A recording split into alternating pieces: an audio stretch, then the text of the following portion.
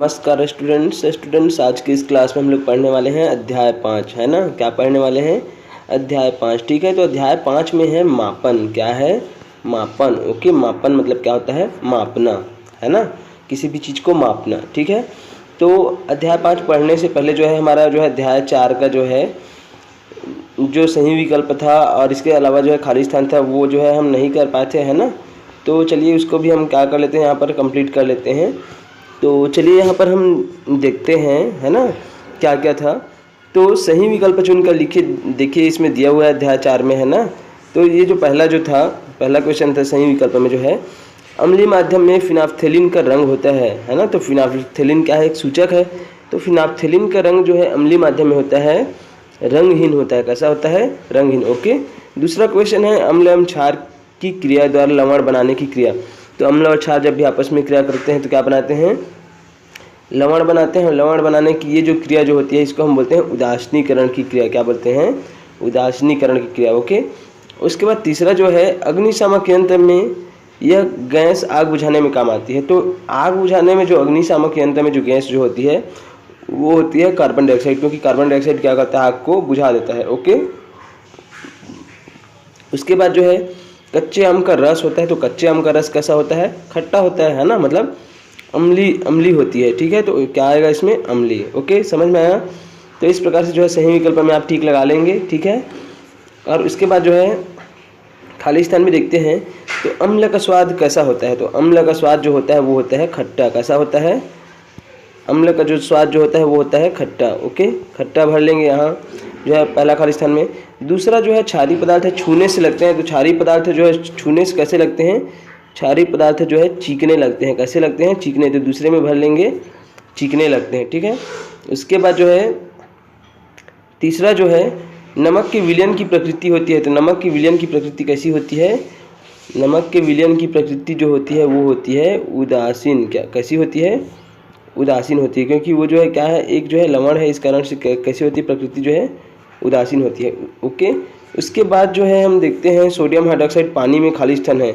Sodium hydroxide पानी में जो है विलेय क्षार है। क्या है? विलेय क्षार। ओके, मतलब पानी में घुल जाता है। ओके, यहाँ तक क्लियर है। उसके बाद जो है हम आगे जो है देखते हैं, आगे क्वेश्चन को देखते हैं। उचित संबंध स्थापित कीजिए, जैसे कि इसमें दिया हुआ है ना। तो साबुन का विलयन जो होता है, तो साबुन का विलयन जो है क्या है? ये जो है क्षारीय पदार्थ है। क्या है? क्षारीय पदार्थ। चीनी का विलयन, तो चीनी का विलयन जो है उदासीन पदार्थ है। कैसा है? ये जो चीनी का विलयन जो है ये उदासीन पदार्थ है। ओके। इसके बाद है लिटमस पेपर। तो लिटमस पेपर जो है क्या है? एक सूचक है। क्या है? सूचक है, जो बताता है कि कोई पदार्थ जो है अम्ल है या फिर क्षार है। और नींबू का रस जो है, नींबू का रस कैसा होता है? ये जो होता है अम्लीय पदार्थ होता है। ओके, तो ऐसा आप कर लेंगे।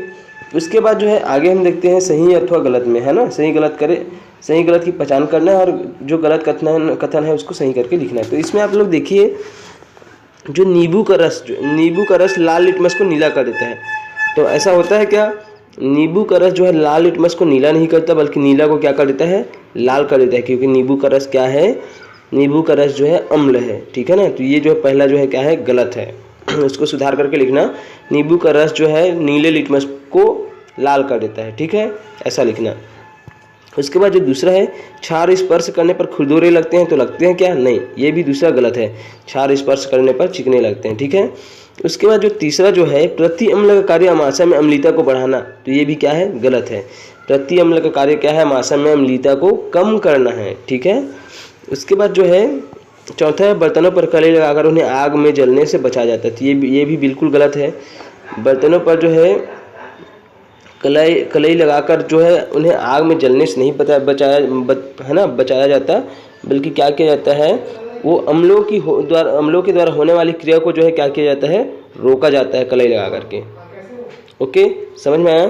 तो इस प्रकार से जो है हम क्या ये जो क्वेश्चन आंसर था इसको कंप्लीट कर लिए। और जो इधर जो क्वेश्चन है इसके लिए मैं जो है आप लोगों को जो है PDF अवेलेबल करा चुका हूँ, ठीक है ना।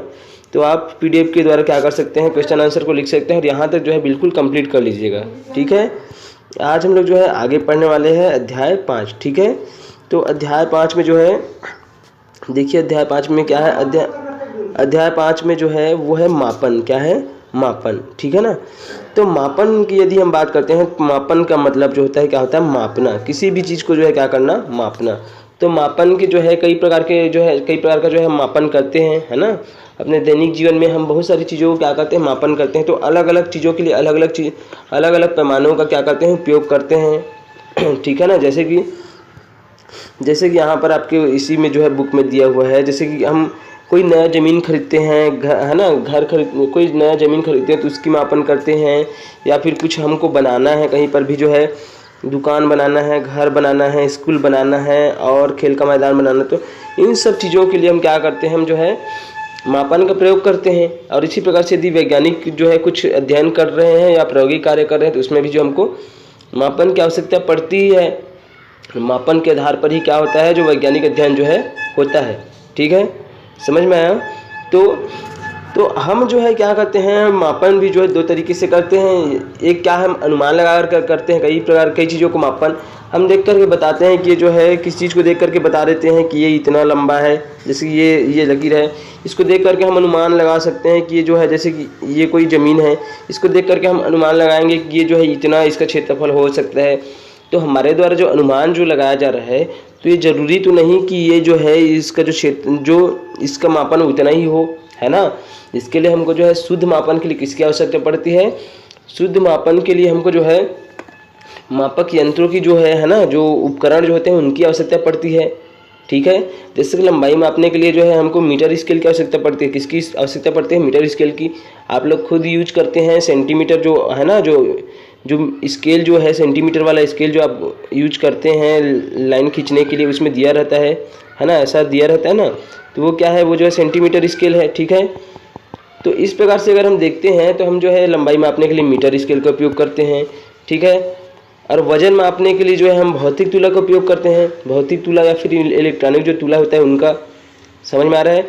और आयतन मापने के लिए जो है हम मापक सिलेंडर का क्या करते हैं, मापक सिलेंडर का यूज करते हैं, ओके, समझ गए। तो इस प्रकार से इसका मतलब ये हुआ कि हम दैनिक जीवन में जो है किसी चीज़ का जो है शुद्ध मापन करने के लिए क्या करते हैं, कई प्रकार के जो है उपकरण का क्या करते हैं, उपयोग करते हैं, ठीक है ना, जिनके द्वारा हम क्या कर सके, मापन कर सके, ठीक है। तो कुछ जो है कुछ चीज़ें जो रहती है जिसका मापन करना जो है इन तुलाओं के द्वारा जो है थोड़ी सी परेशानी होती है ना। प्रत्यक्ष रूप से यदि हम क्या करते हैं, तो इसको जो है अभी जो बता रहा था मैं मापक यंत्र, ये सब जो है प्रत्यक्ष विधि है किसी भी चीज़ के जो है मापन करने के लिए, ठीक है। तो कुछ चीज़ें जो होती है जिसका मापन करने में थोड़ी सी परेशानी होती है, तो उसके लिए हम थोड़ा सा अप्रत्यक्ष विधि क्या करते हैं, अपनाते हैं, ठीक है। तो चलिए हम समझते हैं इधर से कैसा अप्रत्यक्ष विधि जो है। जैसे यहाँ पर देखिए, यहाँ पर जो है आपको क्या करना है, ये जो सिक्के हैं इसकी जो है क्या करनी है, मोटाई ज्ञात करनी है। क्या करनी है, ये जो सिक्के हैं, है ना, ये जो सिक्के हैं इनकी क्या करनी है, आपको जो है मोटाई ज्ञात करनी है। ये जो है क्या आपका स्केल है, ये जो है स्केल दिख रहा है ना, सेंटीमीटर स्केल, तो ये जो है क्या है, ये स्केल है, ठीक है। और ये जो है क्या है, ये जो अलग अलग आपको ऐसा ऐसा जो दिख रहा है ऐसा, ये सब क्या है, सिक्के हैं, ठीक है। तो हम क्या कर देते हैं, कुछ यहाँ पर जो है कुछ सिक्के ले लेते हैं। मान लीजिए 10 सिक्के लिए हैं। कितने सिक्के लिए हैं, 10 सिक्के। अब इन 10 सिक्कों को क्या करते हैं, हम अपनी उंगली से ऐसा पकड़ते हैं जैसा इसमें पकड़ा हुआ है, और इनको जो है एक साथ ऐसा क्या कर देते हैं, बंडल बना देते हैं, चिपका देते हैं, और देखते हैं कहीं भी कोई भी गैप ना रहे। उसके बाद हम क्या करते हैं, ये जो स्केल जो है इसमें क्या करते हैं, इसको मापते हैं, है ना, ऐसा रखते हैं। तो हम देखते हैं ये जो अंतिम जो सिरा जो है ये वाला और ये वाला सिरा, तो हम देखते हैं, मापन करते हैं, है ना, और देखते हैं इसका अंतिम सिरा जो है कहाँ तक पहुँच रहा है ना। अंतिम सिक्के की लंबाई जो है, मतलब जो वो जो है कहाँ तक मापन कहाँ तक हो रहा है, और जो उसकी जो है प्रारंभिक जो है कहाँ से स्टार्ट हुआ है। तो हम देखते हैं, तो यहाँ से कहाँ से स्टार्ट हो रहा है, ये 1 से स्टार्ट हो रहा है। इधर अगर हम देखते हैं कहाँ से स्टार्ट हो रहा है, ये 1 से, ठीक है ना, ये यहाँ से 1 से। और इधर देखिए ये जो है 2.5 तक जो है क्या हो रहा है, पहुँच रहा है। मतलब ये जो है 1 सेंटीमीटर से जो है स्टार्ट हो रहा है, 1 से जो है 2.5 सेंटीमीटर तक क्या हो रहा है, पहुँच रहा है, ठीक है ना। तो हम कैसे निकालेंगे ये जो है इसकी मोटाई कितनी है। तो इसके लिए हम क्या कर सकते हैं, जो अंतिम जो सिरा है जिसमें जो है ये अंतिम सिक्का जो है जिसमें 2.5 है, इसको क्या कर देंगे, इस 2.5 में जो है अंतिम से जो प्रारंभिक जो सिक्के की जो है ना, जहाँ से स्टार्ट हो रहा है उसको क्या कर देंगे, घटा देंगे। तो कितना आ जाएगा, 2.5 में 1 को घटाएंगे तो कितना आएगा, यहाँ पर आएगा 1.5, ठीक है ना। इस जो 1.5 क्या आ रहा है यहाँ पर जो है ये 1.5 सेंटीमीटर आ रहा है। इसको आप 1.5 को क्या कर देंगे, जैसे ही 1.5 को जो है 10 सिक्के हैं तो 10 से डिवाइड कर दोगे तो क्या आ जाएगा, यहाँ पर जो है सिक्के की जो मोटाई जो है ना, प्रत्येक सिक्के की मोटाई क्या होगी, निकल आएगी। समझ में आया?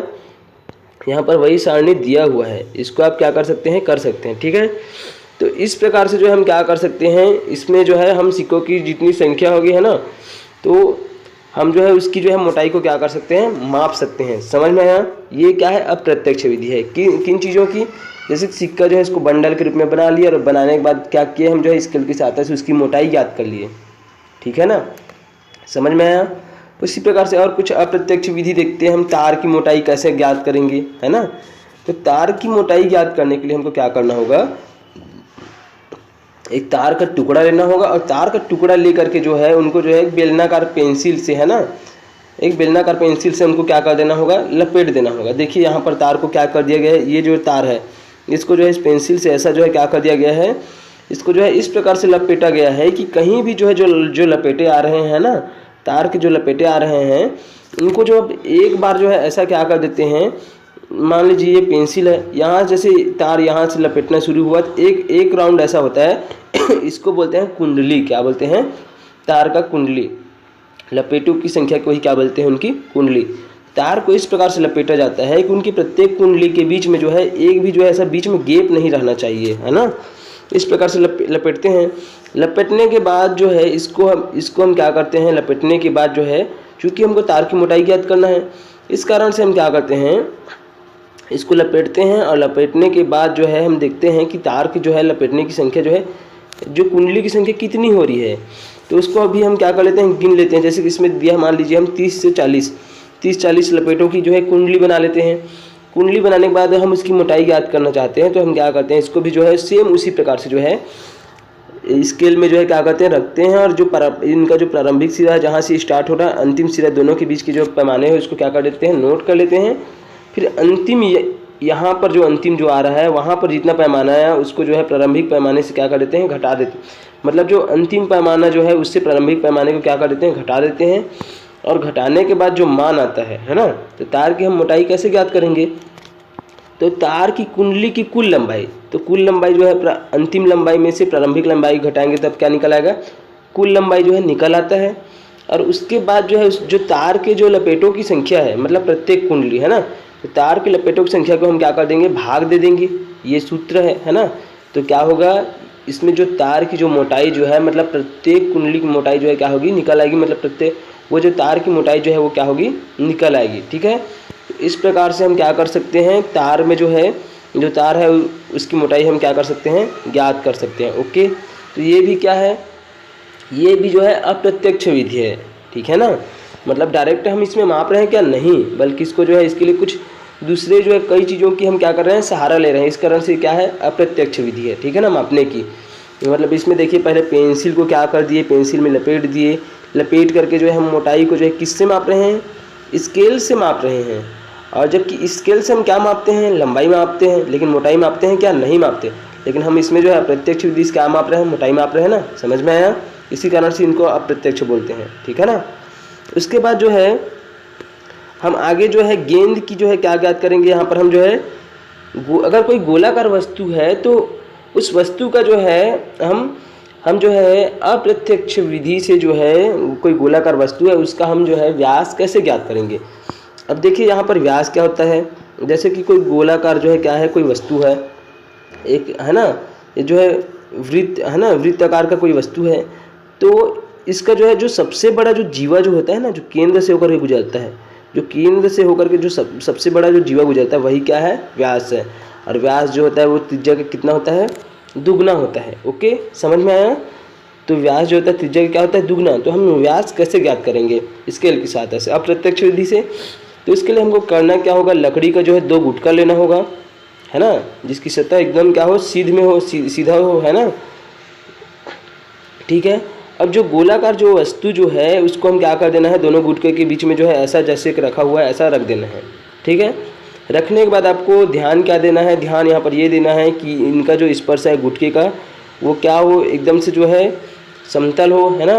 और समतल सतह में जो है वस्तु को क्या करे जो है, ये जो है स्पर्श करे, है ना, ठीक है।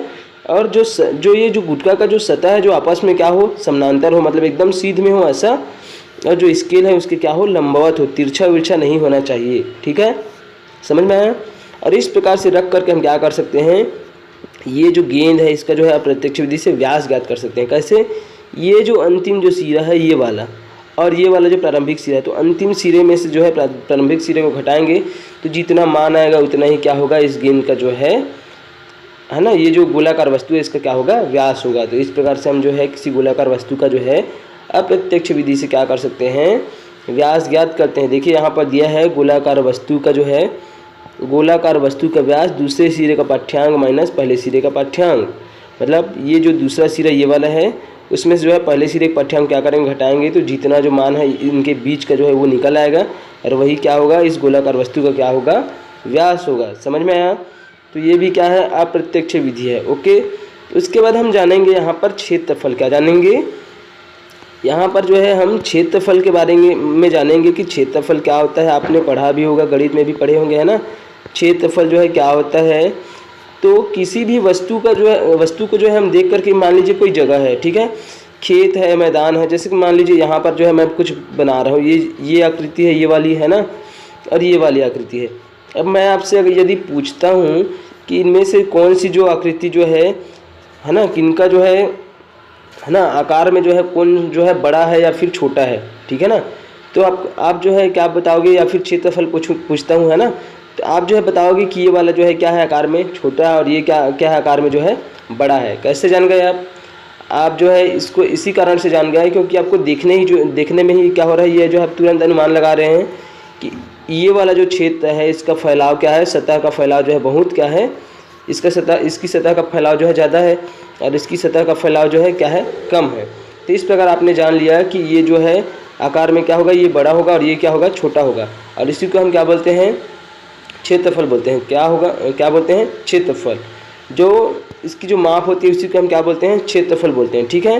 तो क्षेत्रफल कहने का मतलब है, ठीक है ना, किसी वस्तु की सतह के किसी भी वस्तु की सतह के फैलाव का माप ही क्या है, उसका क्षेत्रफल है, ठीक है ना। कि कोई भी वस्तु जो है उसकी सतह का फैलाव कितना है, वही उसका क्या, वो जो फैलाव है तो उनकी जो माप है वो क्या कहलाता है, उसका क्षेत्रफल कहलाता है, ठीक है। क्षेत्रफल को जो है, क्षेत्रफल का एसआई मात्रक जो होता है वो होता है वर्ग मीटर। क्या होता है, एसआई मात्रक जो होता है वो होता है वर्ग मीटर। क्या होता है, वर्ग मीटर, ठीक है ना। क्षेत्रफल का एसआई मात्रक होता है वर्ग मीटर, या इसी को जो है मीटर स्क्वायर भी ऐसा लिखा जाता है, ठीक है। तो यदि क्या होती है, जैसे कि मान लीजिए, जैसे कि ये जो है वर्ग, एक वर्ग है, क्या है, ये एक वर्ग है, ठीक है। अब वर्ग है, ठीक है ना, तो वर्ग है, तो इसमें जो है मान लीजिए ये जो है 1 मीटर है, ये कितना है, ये 1 मीटर है, कितना है, 1 मीटर है, ये भी कितना है, 1 मीटर है, तो इसका क्षेत्रफल कितना होगा, मीटर स्क्वायर, है ना, क्या होगा, मीटर स्क्वायर, ठीक है, समझ में आया। और इसी प्रकार से यदि जो है ये जो अगर हम सेंटीमीटर में दर्शाना चाहे तो ये एक वर्ग है, ये जो है 1 सेंटीमीटर है, कितना है, ये 1 सेंटीमीटर है, ये भी 1 सेंटीमीटर है, तो इसका क्षेत्रफल कितना होगा, सेंटीमीटर स्क्वायर, ठीक है। इस वर्ग का एक वर्ग जो सेंटीमीटर है उसका क्षेत्रफल क्या होगा, ये जो इसका क्षेत्रफल होगा सेंटीमीटर स्क्वायर। ओके, समझ में आया। तो ये तो हो गई छोटी राशियों के लिए है। यदि कोई बड़ी राशि है, जैसे खेत का क्षेत्रफल है या फिर और कुछ बड़ा जो ज़मीन है ना, तो उसका अगर हम क्षेत्रफल ज्ञात करते हैं, उसके लिए जो है हम बड़ी मात्रकों का क्या करते हैं, उपयोग करते हैं। जैसे कि हेक्टेयर है और जो है एयर है, इन सब चीज़ों का हम राशियों को क्या करते हैं, उपयोग करते हैं, ठीक है, समझ में आया। तो चलिए यहाँ पर हम देखते हैं क्षेत्रफल के मात्रकों का गुणज, है ना। यहाँ पर जो है जैसे कि 1 वर्ग मीटर बराबर होता है 10,000 वर्ग सेंटीमीटर होता है, ठीक है। 1 हेक्टेयर बराबर होता है 100 एयर, ये सब क्या है, ये सब जो है मात्रक है। 1 डेसिमल बराबर होता है 40 वर्ग मीटर, और 1 एयर बराबर होता है 100 वर्ग मीटर। 1 हेक्टेयर बराबर होता है 10,000 वर्ग मीटर, और 1 एकड़ बराबर होता है 100 डेसिमल, जिसको डिसमिल बोलते रहते हैं ना सब लोग, और 1 एकड़ बराबर होता है 4000 वर्ग मीटर। ओके, समझ में आया। उसके बाद जो है हम आगे यहाँ पर समझते हैं कि जैसे कि अभी तक हम क्या हो रहा था, अगर कोई वस्तु जो है क्या है, अगर उसकी आकृति क्या है, अगर नियमित है, नियमित कहने का मतलब क्या है, जैसे कि ये जो है वर्ग है, इनकी चारों भुजाएं जो है क्या है, चारों भुजाएं जो है इनकी लंबाई समान है। यदि जो है दो भुजाओं की लंबाई जो है क्या है, इसमें जो है समान है, और दो भुजाओं की लंबाई जो है आपस में क्या है, ये दोनों आपस में समान है, ये दोनों और ये दोनों आपस में समान है ऐसा, तो ये जो आकृति है इसको हम क्या बोलते हैं, ये जो आकृति है इसको बोलते हैं हम नियमित आकृति, ठीक है ना। अब यहीं पर मान लीजिए क्या हो रहा है, ये जो है ये आकृति है ऐसा, तो ये आकृति नियमित है क्या, नहीं है, ठीक है ना।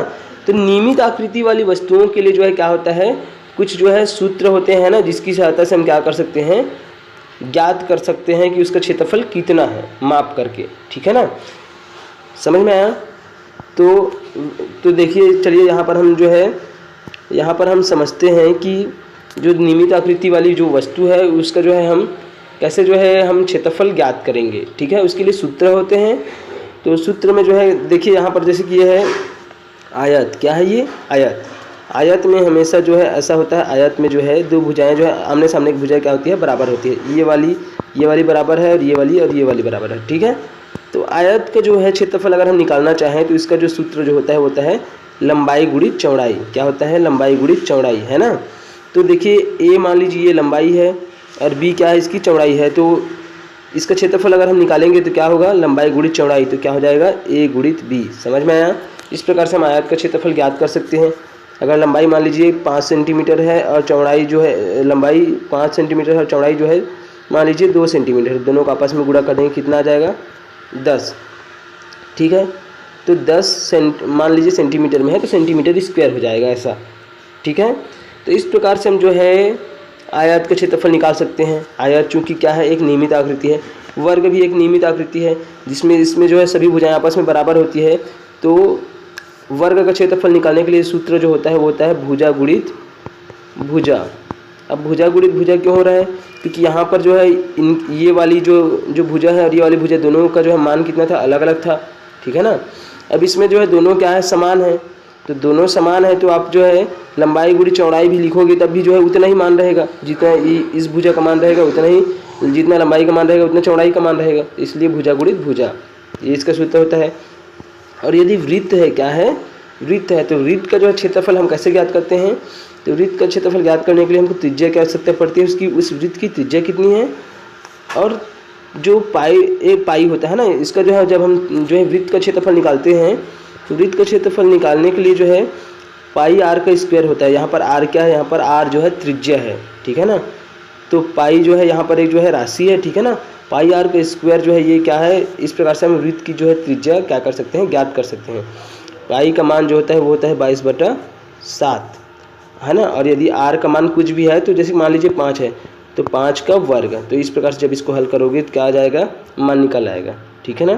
तो इस प्रकार से हम क्या कर सकते हैं, जो नियमित आकृति वाली वस्तु है उसका हम क्या कर सकते हैं, सूत्रों के द्वारा जो है क्या कर सकते हैं, हम जो है मान ज्ञात कर सकते हैं, ठीक है। समझ में आया।